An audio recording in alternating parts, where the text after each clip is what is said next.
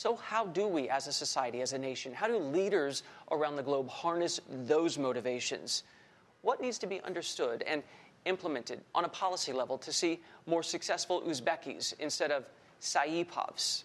I put some questions to Navbahor Imamova, who covers Central Asia at VOA, Voice of America. Uzbeki leaders say, hey guys, some of these people that are leaving our country and becoming extremists, look, we have peace here. There's another side of that, though. When they left Uzbekistan, when they lived in Uzbekistan, they were not extremists. Yeah. They were good kids. So basically, the Uzbek position is that we are not exporting terrorism. And so these guys have gone in search of better opportunities to those parts of the world, and that's where they're getting radicalized. At the end of the day, there is a realization that there are factors at home, socio-political, economic factors at home, that are making these people very vulnerable when they leave the country.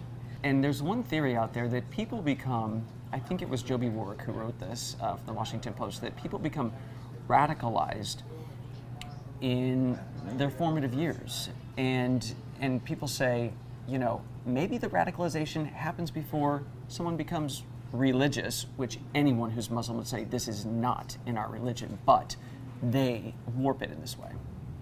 Well, there is that very heated debate about this within the Uzbek community, within the Uzbek intellectual community. Again, not everyone is capable of openly recognizing that.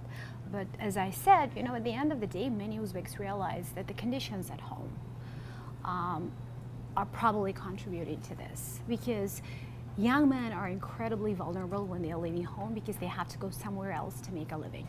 So they're desperate for opportunities. This is, again, you know, based on my many conversations with the experts, is that, you know, they're learning what Islam is once they leave the country.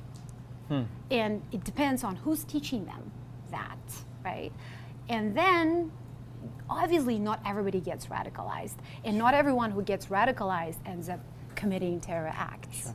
So, you know, out of the millions and millions of Uzbeks abroad, you have had several of them who have come out proudly and say, hey, you know, I wanted to do this. Right. Well, and if the person teaching you now or something that you sought out online rings back to what you learned as a young person as the anti-authoritarian idea, then it might seem like, well, maybe that is true. The wider problem that many talk about is that, you know, how do we keep them engaged? How do we help them assimilate?